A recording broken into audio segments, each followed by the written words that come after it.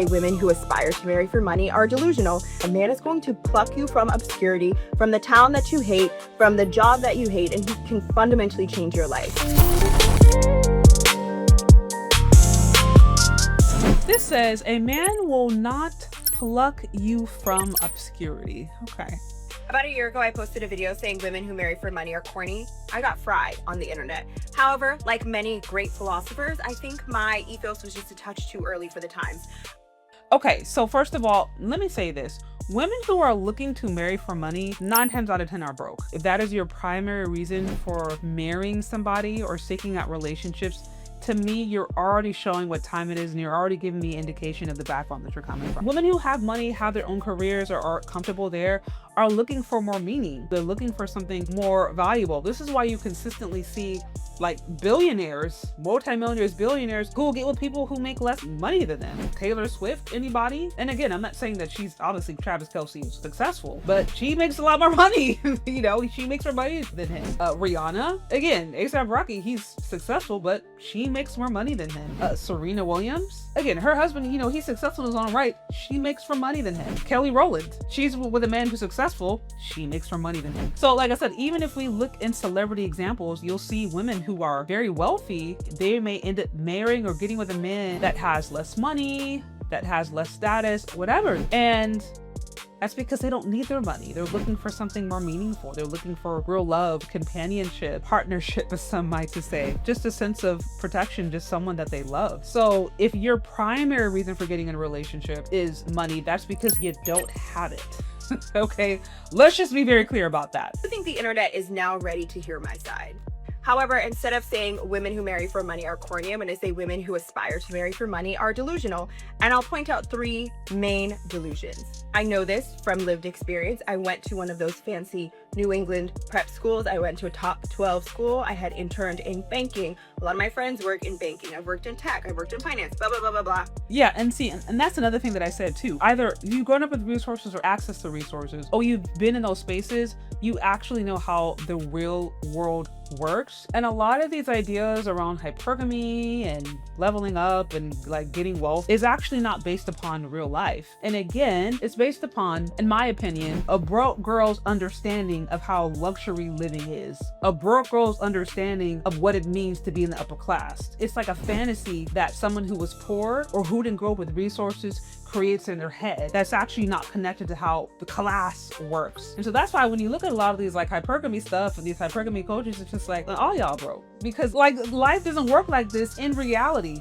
But again, if you're talking to people who don't have it and they want to have it, they can't read between the lines and know that a lot of these folks are scamming because they don't have it. And again, this is not me. Like, I'm not trying to hate on somebody who grew up poor or grew up not having a lot of resources or even right now is struggling, because I understand the economy is where it's at. People can't choose what they're born in. So like, this is no judgment. This is more about being able to identify when folks are just scamming, and they're scamming based upon ignorance or lack of understanding. Before we move on, I want to talk about something that's actually made a difference in my husband's life. Well, and mine.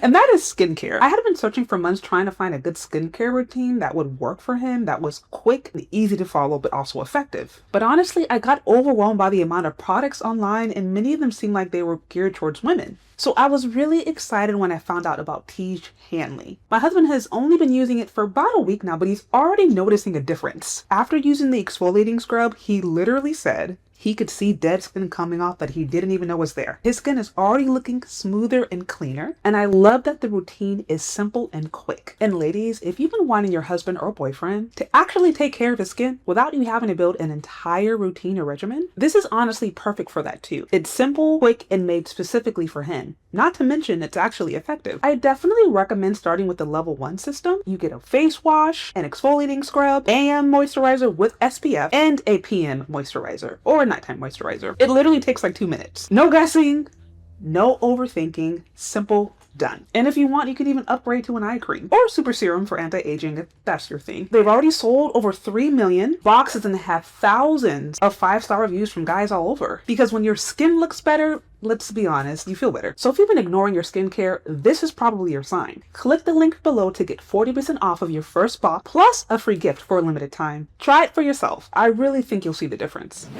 know that world, so I can tell you from lived experience. So delusion number one is who these men are actually choosing. I think what made this discourse so exciting in the beginning is it made women believe that a man is going to pluck you from obscurity, from the town that you hate, from the job that you hate, and he can fundamentally change your life. So the reason that like the Cinderella story is so popular is because how rare it is. That's what makes it so exciting. If that was like a normal experience, it wouldn't be so fascinating. But the reason, you know, everyone loves the Cinderella story, or woman at least, is because it literally doesn't happen almost ever. It's so rare. And so that kind of feeds off to her point, where it's like this idea that you're living in obscurity or the project somewhere or on a street, and then a random man, a random multimillionaire is gonna come by and just pick you up off of the corner and just turn your life around because you look pretty and there's just something about your eyes that tantalizes him. Like, the likelihood of that happening is just slim to none. I'm not saying it can happen, but I'm just saying I wouldn't hold my breath. That's generally not how these relationships work. When in reality, these men have a very specific pool of women that they're selecting when they're thinking about partnership. Yeah. They're selecting women from the business school that they went to, the undergrad that they went to, the pre-professional programs that they are part of, the members-only clubs that they are part of, where they summered over the vacation, family, friends, or maybe through friends of friends. Like maybe he's having a housewarming in his apartment loft in Tribeca and his best friend brings a homegirl and that's how he meets. But it's all through very proximate and concentric circles. Yeah, and I think she's absolutely right. You have to remember, like, those class of people exist in their own particular class. There's a reason you have, like, for example, like, there's a controversy when the Currys or Isha Curry or whatever, they were against low-income housing coming into Atherton, because you may want to help the poor, but you don't want to live around the poor. You may help charity, but you're not necessarily trying to live amongst charity. People who live in that class are not going out of their way to insert themselves in different classes and different settings, particularly ones that are considered beneath them. It just is what it is. Let's say you do get lucky and maybe you connect on Raya or a night out. The second he brings you around friends or the partner at the law firm and you can't talk comfortably about certain things that only people who grew up talking about those things can do, it's a wrap. The second delusion is what the experience of dating this person is actually like. Social media has made it seem like it is countless shopping trips and Chanel bags.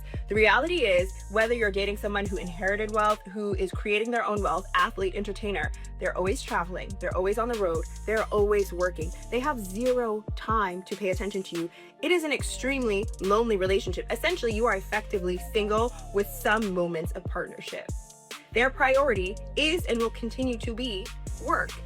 She's absolutely right. This is the reality that they don't want to tell you about. And that's how you know a lot of this stuff is like #y'all lying. Because you got these soft girlies laid up here with these young white dudes who are supposedly taking them on trips every single day. And it's like, okay, this is not even realistic, because if he has to work, he don't even got time to be taking you, like she said, a trip every week, every month out of the country. And then he's working, he's bringing home enough money to be able to give you a soft life. But then he's also massaging your feet and your back. But then he's also bringing you food. But then he's also your therapist. It's like, that's not realistic. I'm like, somebody's lying or somebody's paying somebody. Yeah, she's right. Like, that's also a component that people don't want to talk about. Oftentimes those men, those high value men, particularly those who are in industries that are very successful, it actually requires their time. And that time means that there is less time invested in you, your shopping, and your emotions.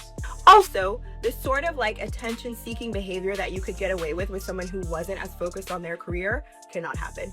You need to have a robust, full life, a job that you love, friends and family, for you to even feel fulfilled in a relationship like that. Because if you're looking for your partner to spend a lot of time and attention on you, it's just not going to happen. I also don't even know where the notion. I agree with that. Even if you do somehow get with a multimillionaire who just picks you up from obscurity and moves you into a mansion a week into your relationship, I still think it's good to have your own skill set. It's still good to have your passions and things that you love. I don't know very many men who are looking for a relationship that is equivalent to a child, because some of what these ideas perpetuate are no different than just a parent taking care of a child. It's like, you just want someone to pay your bills so that you can lay around and do nothing. And I'm like, that's what a child would do. And even children have responsibilities like chores and homework. You should still expect to have some responsibilities as an adult. Some ladies just want to be saved from adulthood, and that's just not reality.